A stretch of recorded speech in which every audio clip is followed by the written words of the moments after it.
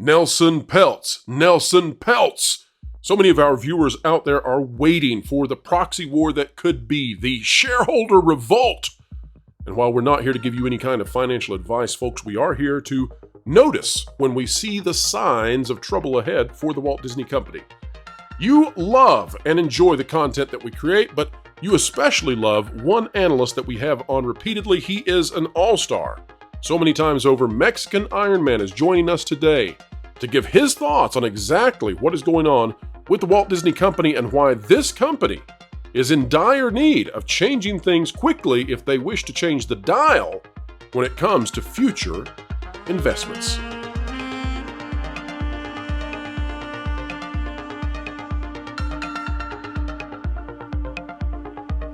Ladies and gentlemen, welcome back to another fantastic day here on the WDW Pro channel. Why is it fantastic? Well, it's fantastic because you're fantastic and because entertainment is fantastic. Having fun. You bet, it's fantastic.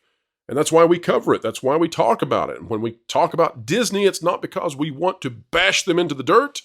It's because we wish that Disney truly would go back to the way that it once was, where it was creating excellent content that the vast majority of people could enjoy. Divisive content is not the way.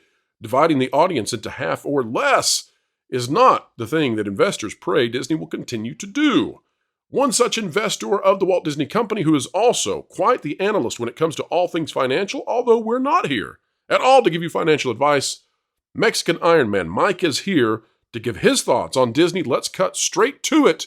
You do not want to miss the next few minutes. But Jonas, you've been watching this for such a long time with me, and I would hesitate to move forward without getting your take. Of course, we do expect Mexican Iron Man to be here shortly. He's going to give us the full rundown. Mike has promised in the past that he would come on the show, go live with us if the Disney stock ever were to drop below 85. It went way lower. In fact, folks, if you're keeping track right now, and aftermarket trading, this stock is down at $82 and change right now. We'll see what it does in the morning, of course, when the bell dings once more. And, well, let me say this, since we've got that great segue. And if you'd like to ding a bell, consider the notification bell. Yeah, you can stick it to the algorithms when you click it. But Jonas, what do you make? What's going on here? Why did Disney dive? Why did Disney dive? Well, as was pointed to me by a wise Mexican sensei earlier today, the story that we were covering about the firefighters and the maybe inappropriate amount of payments that were going from the Disney company to government employees, as heroic as those government employees might have been, that finally hit the real news. The people who pay attention to you mean our webs? You mean Bounding into Comics and our channel, right? Sorry, I misspoke. The Access Media, AP picked it up, is what I'm saying. Good save, Jonas. The controlled media picked it up. Well, okay, someone watched Trump's interview last night. That's right.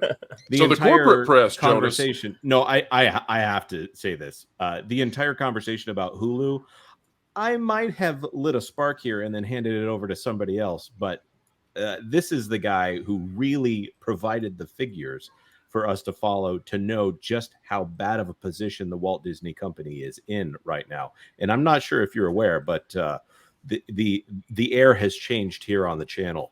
There's a faint whiff of black beans and rice, and I screams of rabbits and chickens in a chimera form. I hear maracas. That's somewhere right. in the distance.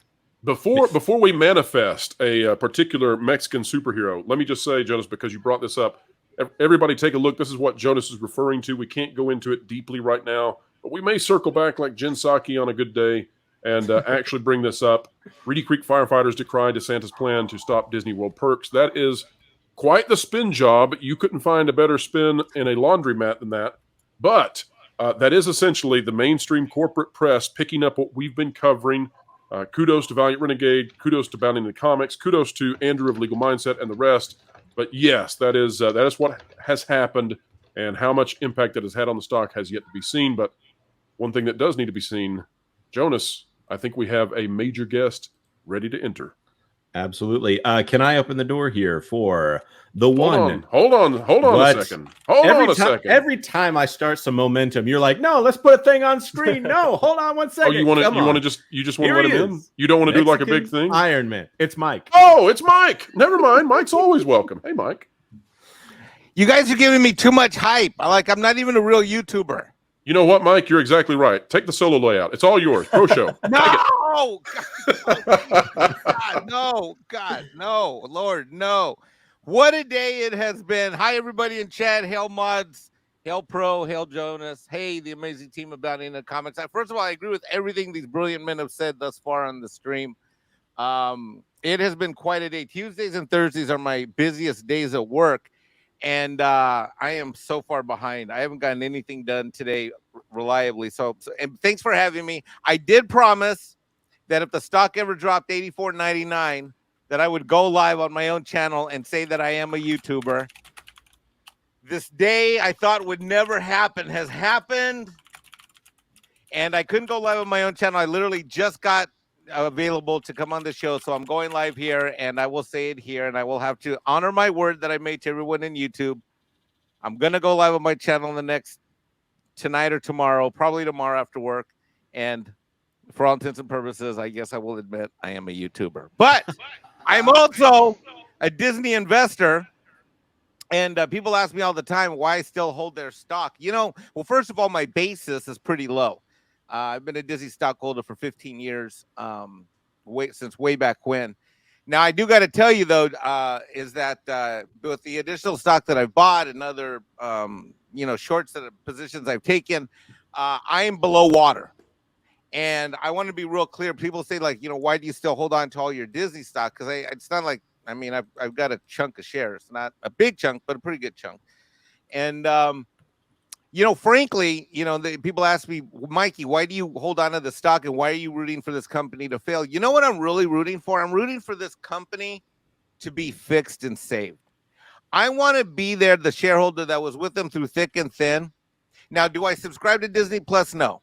Do I go to any Disney movies? No. They are not going to get $1 of my revenue. The dollars that I have with Disney are already in their stock that I bought way back yonder. And Lord knows I haven't bought another share anytime recently.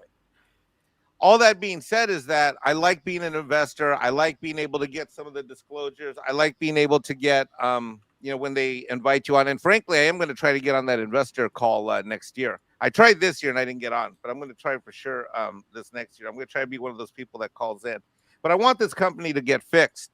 I've said for 2 years that if this company's ever going to get fixed, we have to get them where it counts. And the way to get them where it counts is we siphon off their park revenues. We siphon off their movie revenues. We make them lose money. We let them not sell merchandise. We do not reward any of their behavior. Their stock price drops so that then all of the greed that has fueled all this crap, the greed that Bob Iger had, because why did Bob do what he did? Bob did this because he wants that Netflix stock price that he saw go to $100, $200, $300, $400 a share. That's what Bob wants.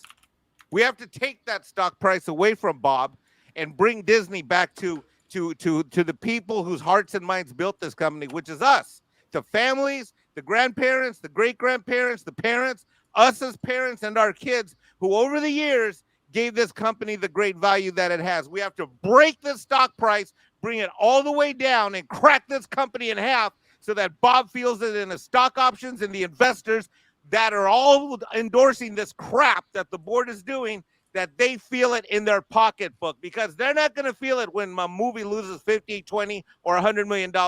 They're going to feel it when they watch their also pretty little stock options crack in half. And when Bob has to this January decide, hey, am I going to give my biggest competitor Comcast 15% of my company? Bad idea. Am I going to go borrow money right now to buy Hulu at the highest rates that interest has been in 2 or 3 decades? Bad idea. Or am I going to scrabble together some cash out of the couches, which guess what? There isn't enough. Also a bad idea. So today is a day for celebration, my friends. I submit that this is a celebration because if ever there was a day where the stock market would validate what we've been saying on this channel and on others for a long time, that this is the day where we can make sure that Disney feels the pinch of that oh so familiar catchphrase, go woke, go broke. I don't get it. You see, phase 1, collect underpants. Phase 2, phase 3, profit. Oh, I get it. No, you don't, fat. So what you're saying is that you're really looking forward to the Marvels when it comes out in a couple of months, right? Oh, guess what? There was a guy on Fox Business called I affectionately there was a industry analyst on Fox Business that was on a news clip that me and Andrew from Andrew Esquire Legal Mindset and I were watching this thing, and this analyst, he looked like he was 14 years old and borrowed his dad's suits. I choose to call this financial analyst Billy the Beta because that's what he looked like, Billy the Beta. Okay. He obviously borrowed his dad's suit for the interview, and it looks like he stopped by Marshall's and got a shirt tie combo on the way to the Fox Business thing. Billy the Beta literally said on a Fox Business, this is how bad there are some of these Disney pixie duster investors are on Wall Street. He literally said, we've got a lot of things to look forward to in Disney, and the biggest one of those is the release of the Marvels. That's how delusional they are. Mike, we were, after the earnings call, we saw this bump happen. And the stock went up a little bit, tickled the $90 mark. There were a lot of people online, the heavy dosage pixie dusters, of course, out there saying, oh, well, you guys are totally wrong. You all said that this earnings call was so bad, and look what's happening to the stock. Well, here we are today. Mike, my question for you is, we're kind of in unparalleled territory for Disney. Do you think that this stock is actually going to drop into the 70s? Now, we're not prognosticating for the purposes of financial advice, but I think it's got a real solid chance here to get down into the 70s this week. What do you think? I got to tell you, me and Jonas were blowing each other up all day long. Right, Jonas? Oh, my. Yeah. I could not believe what was going on with the stock price today. When he told me it was going to hit, and then when he said 82, I'm like, there's no freaking way. I think all the stop placement orders are gone. And I think you guys are right. You and Jonas, you and Pro are right, because I'm not going to say who, but there's a certain Mexican that had a put option at $84.99, which is why I mentioned, well, okay, I'll tell you, it was me. So I was at $84.99. I was at $84.99, and that's because that's what I made the YouTube joke. So mine was at $84.99. So yeah, I'm upside down right now.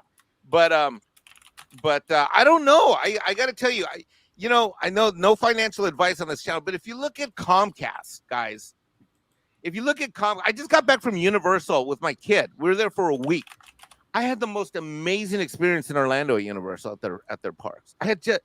And you look at the movies, I saw Mario twice. I had a great time with it. I'm not even a big Mario brother. I'm not even a big fan of that property. I had a blast with it. I mean, I enjoy their movies. I enjoy their theme parks. Shit. I mean, if Comcast had a better spin, or Disney had what Comcast brings to the table, I don't know. I got to tell you, Comcast trading below 50 is and Disney trading above 80. Disney needs to come down and Comcast needs to come up. Yeah, whether that'll happen, I don't know. Yeah, I would never say that a company is undervalued or overvalued, but I would say Comcast relative to Disney, Comcast is for this.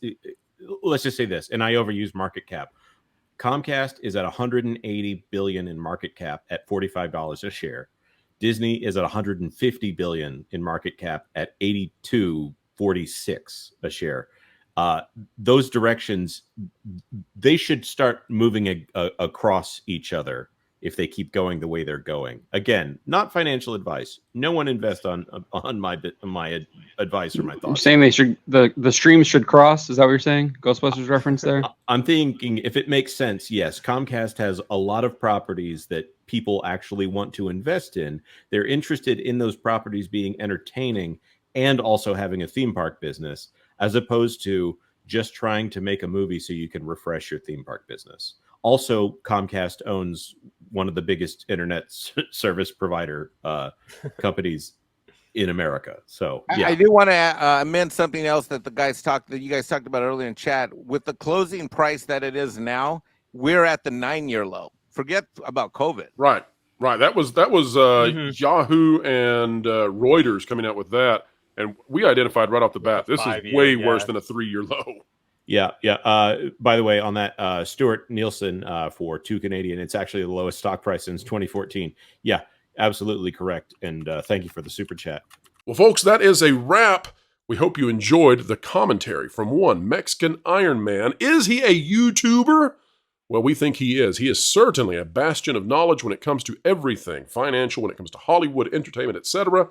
He is awesome, folks, and he has quite the experience, shall we say, when it comes to accounting of major corporations. So Mike is a great asset, even beyond just the work that he does behind the scenes for so many channels. Thank you, Mike, and thank you for being here. Folks, if you like content such as this, consider clicking the like button, share, subscribe. And when you click it, you stick it to the algorithms. It's that cute little notification bell. Drop a comment down below. We would love to hear what you have to say about this situation. Do you agree? Do you disagree with Mike? Do you think he went too far? Not far enough? Will you be investing in Disney? Let's have a fun conversation out there and turn this into a community-wide dialogue. Folks, wherever you are and whatever you're doing, keep learning, keep growing, and keep having fun.